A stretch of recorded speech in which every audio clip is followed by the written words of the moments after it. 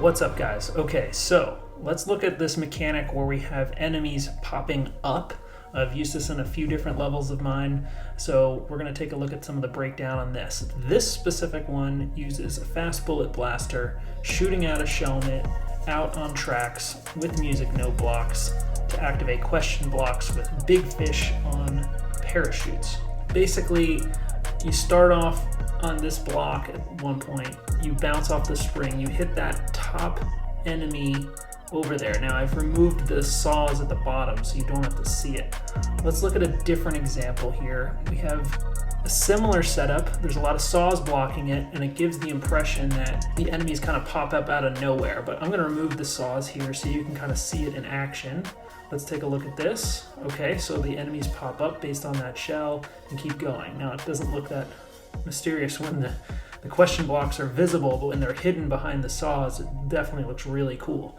The reason for that POW is because I want to slow down the player to give enough time for the big bullet blaster to activate. So that's what that's all about. Let's take a look at this again. So see, it's slow enough, and now we have enough time for the enemies to rise up. Pretty cool, considering that shell activated 5 enemies, all in all. It's a pretty neat mechanic. So really it's just enough about buying time with the bullet blasters. We want no matter how fast the player is going, we want that enemy to be there. So that shell collection at the end probably could have been a little cleaner, but this was on an earlier level, what can I say? But yeah, definitely a nice change up from the drop downs. But this is what it looks like without the saws again. Let's take a look at this. Okay, boom, boom, boom, and then the shell kind of bounces off that last music note block to those other side springs. Let's take a look behind that. Yeah, okay, so that's where it's activated. You can play around with how you want to capture the shell at the end. Maybe you let it fly off somewhere, but maybe you capture it.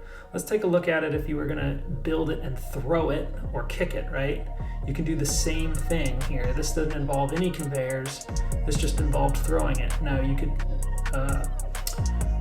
build this many different ways. I used red Koopas for this one. We saw flying bones for one, and we saw fish for another. Let's take a look at another one here. Here's another example of a bone popping up. That's just a single one.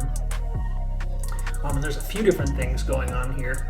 I actually have another bullet blaster firing a big Koopa at you at the other way. So I put the little red coin there because I wanted to buy enough time for the big blaster to shoot out both things. So we wanted to shoot out the shellmet, and we wanted to shoot out the big bone Koopa, right? So I removed the saws here so you can see all the setup with this. This one actually captures the shell. That's why that one way and that question mark is there.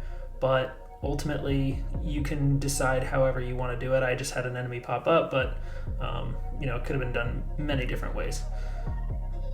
So there it is in real time again. So you can see it in action. Kind of easy to set up, but it certainly adds a different dimension to enemies coming at you. So it looks really cool. And obviously we need the saws to de-cheese things. And you can use Kaizo blocks, but I'd be careful with that with the flying shells because they will activate the Kaizo blocks. Let's look at a really simple one here that I did. This one just involves literally shooting it out and then flying over one no block to hit that one question block. But because it's hidden by a saw, it's kind of like almost comes out of nowhere. Now I would recommend indicating them, but yeah, it looks really cool, really simple, really straightforward.